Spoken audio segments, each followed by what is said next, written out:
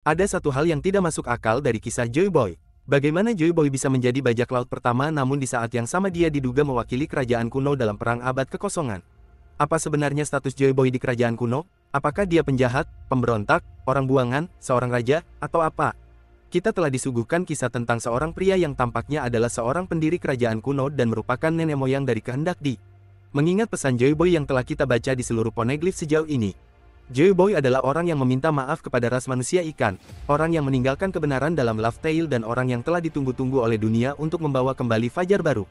Dimanapun kita melihat sisa-sisa kerajaan kuno dan wasiat yang telah diwariskan sepertinya itu adalah warisan dari Joy Boy dan seolah-olah peninggalan dari kerajaan kuno itu adalah warisan dari Joy Boy. Lalu bagaimana hal ini bisa masuk akal mengingat fakta bahwa Joy Boy juga seorang bajak laut di masa lalu dan bahkan dianggap sebagai bajak laut pertama? Yah, sederhana saja kisah Joy Boy adalah seorang bajak laut yang menjadi raja. Kedua sisi ceritanya benar, dan faktanya kita mengetahui hal ini karena setiap alur kisah Joy Boy yang kita dengar sejauh ini identik dengan kisah karakter lain yang menjalani kehidupan ganda, yaitu sebagai bajak laut dan seorang raja. Yah, karakter lain itu adalah Oden. Alur cerita Wano adalah tempat kita pertama kali mempelajari semua pengetahuan dan legenda yang lebih mendalam seputar Joy Boy, dan itulah mengapa alur kisah Wano berpusat di sekitar kisah perjalanan hidup Oden yang seluruh kisahnya dengan sangat jelas menggambarkan kisah dari Joy Boy. Jadi izinkan saya menjelaskan kepada kalian betapa jelasnya kisah lengkap dari sosok Joy Boy, namun sebelum saya membahasnya pastikan untuk subscribe untuk mendapatkan lebih banyak video setiap minggunya. Jadi pertama-tama, perbedaan besar yang tampaknya kita miliki adalah pada seberapa besar seluruh kehendak Di dan warisan kerajaan kuno yang telah ditinggalkan semuanya ada pada nama Joy Boy. Dialah yang meninggalkan tulisan di poneglyph seperti yang terlihat dari pesannya di poneglyph Pulau Manusia Ikan dan pesannya di Laugh Tale. Dialah sosok yang hampir semua orang bicarakan saat ini ketika membahas mengenai kerajaan kuno. Semua sejarah yang tertinggal dari kerajaan kuno terikat padanya dan seolah-olah perang abad kekosongan hanya berpusat pada mengalahkan Joy Boy karena faktanya seluruh perang berakhir setelah kekalahan Joy Boy. Jadi bagaimana Joy Boy dimulai sebagai bajak laut tetapi kemudian dia juga mewakili kerajaan kuno dalam perang terakhir? Itu semua dijelaskan kepada kita dalam kisah Oden. Pertama-tama, kita dapat berasumsi bahwa Joy Boy bukanlah bajak laut jahat seperti Kaido dan Big Mom di mana mereka menjarah, membunuh, dan mencuri dari orang yang tidak bersalah. Sebaliknya, kita dapat berasumsi bahwa Joy Boy adalah seorang bajak laut karena alasan yang sama seperti Luffy dan Roger dianggap bajak laut karena keinginan mereka untuk kebebasan dan beroperasi di luar aturan kaku yang coba ditetapkan oleh pihak berwenang kepada mereka. Tapi bagaimana Joy Boy bisa menjadi bajak laut pertama? Yah, kita memiliki skenario yang sama dengan kisah hidup Oden. Oden tinggal di kerajaan yang dulunya megah yaitu negara Wano yang perkasa, sangat luas dan kuat, tetapi sangat membatasi wilayahnya. Wano tidak tertarik untuk berinteraksi dengan seluruh dunia sehingga ingin rakyatnya tetap berada di dalam negaranya. Oden adalah pejuang perkasa Wano yang merasa tercekik oleh batasan dan kekakuan negara ini, sementara dia adalah pejuang terkuat di negara ini dan bahkan sebagai seorang shogun suatu hari dia akan menjadi orang yang akan memerintah negeri Wano. Tapi Oden tidak peduli dengan peran ini dan malah berulang kali berusaha melarikan diri dari negara ini. Pada akhirnya Oden berhasil membebaskan diri dari perbatasan Wano dan memulai petualangan besar untuk melihat seluruh dunia. Oden adalah orang pertama dari negeri Wano yang menjadi bajak laut meskipun dia juga merupakan putra negeri Wano yang tercinta dan seorang pejuang yang disegani yang diharapkan banyak orang suatu hari nanti akan memerintah negeri itu. Yah, ketika Oden sedang melakukan petualangan besarnya lalu kemudian apa yang terjadi di negeri Wano? Sebuah kekuatan besar datang ke negeri itu. Kaido dan bajak laut Beast serta Orochi berupaya mengambil alih Wano dan menjatuhkan negeri besar itu. Oden akhirnya kembali dari petualangannya sebagai bajak laut dengan pengetahuan penting yang penting bagi negerinya, dan kini dia bahkan siap mengambil perannya sebagai pemimpin negara besar. Rakyat negeri Wano merayakan kepulangannya dan mendukungnya sebagai Raja Wano yang telah lama ditunggu-tunggu namun seorang bajak laut yang telah kembali ke negeri asalnya ternyata gagal menjadi seorang raja karena ketika pertarungan yang menentukan itu terjadi Oden gagal mengalahkan Kaido dan kekalahan mereka menandai berakhirnya harapan Wano. Setelah Oden jatuh maka negeri Wano pun ikut jatuh dan rezim baru yang jahat secara resmi mengambil alih wilayah tersebut. Namun di saat-saat terakhir Oden, meskipun klan telah jatuh dan negara telah runtuh dia mampu menyampaikan wasiat kehendak Kozuki. Kehendak tersebut supaya dapat diteruskan ke masa yang menentukan 20 tahun di masa depan ketika pertempuran lain dapat terjadi untuk membawa fajar baru bagi Wano. Dalam pertempuran itu, rezim penguasa baru yang jahat akan dikalahkan dan kehendak Kozuki serta Wano akan bangkit kembali. Persis seperti itulah kejadian dalam alur cerita Wano dan sekarang coba pikirkan betapa miripnya hal itu dengan kisah Joy Boy. Jadi, fakta sederhananya bahwa Joy Boy adalah bajak laut pertama yang bisa berarti bahwa Joy Boy adalah orang pertama yang mengarungi lautan dan mencari kebebasan. Tidak ada orang lain dari kerajaan kuno yang mengarungi lautan sebelum Joy Boy karena jika selama era ini mengarungi lautan sudah seperti hal yang umum dan semua orang diizinkan untuk melakukan perjalanan keluar dan berkeliling di laut, maka Joy Boy tidak mungkin menjadi bajak laut pertama. Secara logik juga tidak masuk akal jika ada ratusan atau ribuan orang yang sudah mengarungi lautan, maka kalian pasti akan mengetahui beberapa sosok penjahat di sana-sini atau beberapa pelaut yang melakukan hal-hal buruk. Tidak ada yang namanya yang pertama dalam hal ini. Wajar saja jika dalam sistem manusia manapun pasti akan ada pihak-pihak yang melakukan kejahatan seperti bagaimana kalian menentukan siapa bajak laut pertama dalam sejarah dunia nyata kita. Yah, kalian tidak bisa melakukannya karena itu tidak masuk akal. Jika kapal dan pelayaran sudah menjadi hal yang lumrah maka kejahatan di laut juga pasti akan meningkat. Jika kita juga mempertimbangkan pokok utama dari karakter baik yang diberi label bajak laut hanya karena menginginkan kebebasan, maka satu-satunya cara Joy Boy sebagai bajak laut pertama yang masuk akal dan tak terbantahkan dalam sejarah adalah jika tidak ada seorang pun yang mengarungi lautan sebelum dia karena itu melanggar hukum kerajaan kuno dan tindakan Joy Boy yang pergi ke laut melawan hukum kerajaan kuno sudah cukup untuk mencapnya sebagai bajak laut. Sebagai satu-satunya orang dari kerajaan kuno yang pergi ke laut dengan mengabaikan aturan hukum yang ada pada saat itu sehingga menjadi lebih mudah untuk memahami bagaimana sejarah dengan jelas mengidentifikasi Joy Boy sebagai bajak laut pertama.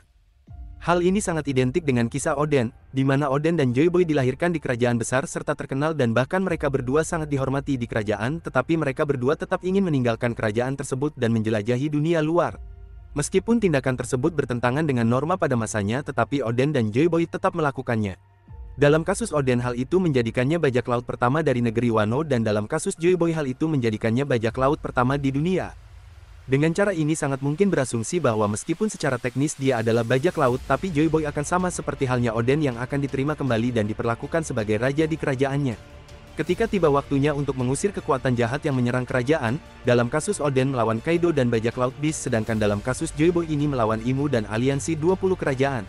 Sebenarnya sama seperti Oden yang merupakan bangsawan di Wano yang memilih menjadi bajak laut. Mungkin Joy Boy adalah bagian dari keluarga kerajaan di kerajaan kuno.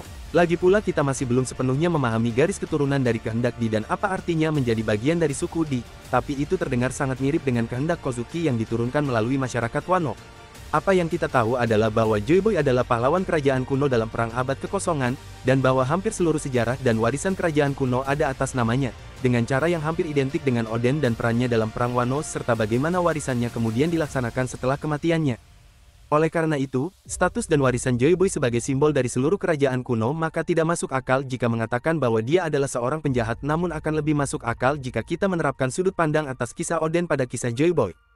Jika kita berasumsi bahwa Joy Boy yang merupakan sosok bangsawan di kerajaan kuno yang memilih untuk meninggalkan dan menjelajahi dunia dengan menjadi bajak laut untuk sementara waktu, kemudian setelah itu dia masih diterima kembali sebagai pemimpin yang sah kerajaan kuno ketika waktu perang tiba, dan salah satu bukti paling menarik bahwa hal ini terjadi adalah bagaimana pertempuran antara Oden dengan para bajak laut binatang buas berlangsung, dan bagaimana hal ini dengan sempurna menjelaskan bagaimana kemungkinan pertempuran antara Joy Boy dengan Imu dan aliansi 20 kerajaan berlangsung. Ketika Oden melawan Kaido dan para bajak laut binatang buas, Oden gagal memenangkan pertarungan tersebut, tapi dia sebenarnya tidak kalah dari Kaido jika pertarungannya berjalan dengan adil. Oden sebenarnya lebih unggul, tapi dia dikalahkan karena tipu daya. Fansboy Kaido mungkin akan kecewa dengan hal ini, tapi hal ini tidak boleh menjadi kontroversial sama sekali, karena aspek penentu karakter Kaido adalah betapa malunya Kaido dengan cara tidak adil yang dia lakukan untuk mengalahkan Oden. Dan betapa Kaido masih dihantui oleh rasa malu itu hingga hari ini. Jadi Oden kalah dari Kaido bukan karena Oden terlalu lemah, melainkan karena kecurangan yang dilakukan musuhnya. Itu adalah poin yang sangat penting, karena hal ini hampir tidak pernah terjadi di One Piece. Berkali-kali kita menjumpai pulau-pulau yang ceritanya penguasa dari pulau itu dikalahkan karena penjahatnya terlalu kuat untuk dikalahkan, oleh karena itu kehendaknya perlu diturunkan kepada orang lain di zaman modern. Kita melihat hal ini pada Jen di desa Kobayashi, Dalton di Drum Kingdom, Gonfalon, Skypiea, Riku di Dressrosa. Semua penguasa di masing-masing pulau tersebut sangat lemah sehingga membutuhkan sosok seperti Luffy agar dapat mengalahkan penjahat tersebut. Tapi Oden adalah kasus pertama dan satu-satunya yang diketahui di One Piece di mana penguasa asli dari suatu pulau atau negara tersebut sebenarnya lebih kuat atau sama kuatnya dengan penjahatnya, sehingga Oden yang sebagai penguasa asli Wano harus dikalahkan melalui taktik curang agar rezim baru yang jahat dapat mengambil alih kekuasaan. Ini sangat masuk akal jika alasan mengapa kisah Oden dalam hal ini unik adalah karena dia seperti mencerminkan kisah Joy Boy dan bagaimana Joy Boy dikalahkan. Pikirkanlah, kita semua berekspektasi Joy Boy merupakan sosok yang sangat powerful, mungkin karakter paling kuat dalam sejarah One Piece yang selevel dengan Imu. Joy Boy pada dasarnya adalah Luffy sebelum Luffy, dengan kemampuan yang sama tetapi kemungkinan jauh lebih original. Saya tentu dapat membayangkan bahwa Joy Boy tidak langsung dikalahkan oleh Imu, namun ada beberapa taktik curang yang memungkinkan Imu mengalahkan Joy Boy. Jika kalian penasaran apakah itu berarti Kaido seharusnya sejajar dengan Imu, ini sedikit lebih rumit untuk dijelaskan. Namun selain itu, disinilah kisah Oden paling tepat tampak seperti cerminan kisah Joy Boy. Pertama-tama, kita tahu bahwa negara Wano runtuh tepat setelah Oden dikalahkan. Hal ini memperjelas bahwa Wano jatuh ketika Oden jatuh dan dengan cara yang sama juga dapat dijelaskan bahwa kerajaan kuno jatuh ketika Joy Boy dikalahkan. Namun hal yang menarik adalah kesamaan dalam ide meninggalkan warisan atau kehendak yang harus dilakukan di masa depan agar dapat membawa fajar baru bagi dunia. Setelah Oden dikalahkan, tidak semuanya musnah. Saat dia meninggalkan wasiat ini, bisa dikatakan sebagai kehendak Kozuki, di mana dia mewariskan warisan dan pesannya ke masa depan selama 20 tahun ke depan di mana perang akan terjadi di Wano dan akan membebaskan Wano dari rezim jahat. Istri Oden yaitu Toki yang meninggal bersamanya adalah orang yang secara khusus menyatakan kehendak Kozuki bahwa dalam waktu 20 tahun Kaido dan Orochi akan jatuh dan fajar baru akan kembali ke Wano.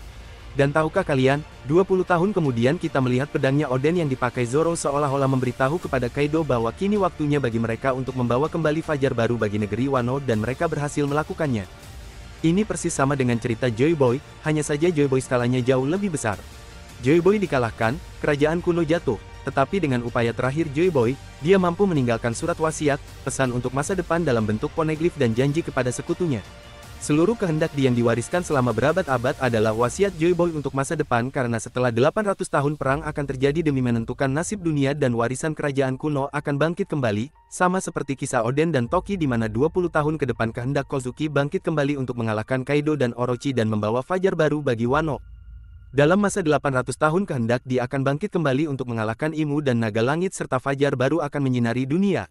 Dan jika Anda masih meragukan ide bahwa kisah Oden mirip dengan kisah Joy Boy, maka ingatlah sebelum arc Wano kita tidak tahu mengenai informasi tentang Joy Boy. Kita bahkan hampir tidak pernah mendengar kata daun atau fajar disebutkan sama sekali. Kita hanya pernah mendengar nama Joy Boy satu kali dan itu karena pesan dia di poneglyph yang meminta maaf kepada manusia ikan karena suatu alasan. Namun di alur Wano saat itulah semuanya mulai terungkap dan disitulah kami mengetahui bahwa keseluruhan cerita One Piece ada di dalamnya, bermula dari keinginan satu orang, Joy Boy, Laugh Tale, senjata kuno, One Piece, dan yang paling penting fajar dunia, semua itu terkait kembali ke Joy Boy. Keseluruhan alur Wano adalah tentang persiapan kembalinya Joy Boy. Mulai dari Roger hingga Kaido hingga ras kuno mencoba mencari tahu kapan Joy Boy yang legendaris ini kembali ke dunia, dan klimaks dari arc Wano itu sendiri adalah kembalinya Joy Boy yang merupakan puncak dari arc Wano. Itulah tujuan dari semua ini. Joy Boy adalah satu-satunya konsep sentral terpenting dalam alur cerita Wano, jadi jika kita lihat kembali kisah Oden dan makna sebenarnya dalam alur Wano semuanya dibangun untuk Joy Boy. Itulah sebabnya cerita latar belakang Oden semuanya menggambarkan kisah Joy Boy, kisah tentang seorang pria yang lahir di kerajaan besar yang ditakdirkan untuk memerintah di kerajaan itu tetapi memilih untuk memberontak dan mengejar kebebasan serta melanggar norma kerajaannya untuk menjelajah dunia dan dicap sebagai bajak laut. Namun ketika kerajaannya diserang oleh kekuatan luar, dia mulai kembali ke kerajaannya yang telah lama ditunggu-tunggu dan menjadi harapan bagi rakyatnya untuk melindungi mereka.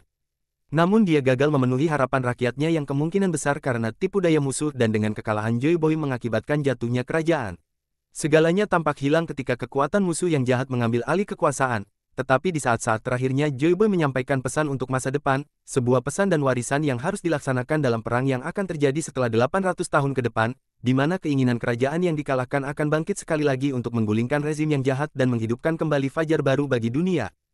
Itulah kisah Joy Boy, bukan sekedar bajak laut, tapi tokoh sentral kerajaan kuno di mana kejahatan yang pernah dia lakukan hanya karena meninggalkan perbatasan kerajaannya untuk mengarungi lautan. Dia kembali untuk membela kerajaan kuno dalam perang besar, dan meskipun dia gagal, wasiat yang dia tinggalkan adalah apa yang sedang Luffy kejar pada hari ini, sebuah wasiat yang suatu hari nanti akan menyebabkan jatuhnya kekuasaan Imu dan naga langit serta kebangkitan suku di dan fajar dunia. Jadi beritahu saya bagaimana kisah Joy Boy yang ada di benak kalian di komentar di bawah ini.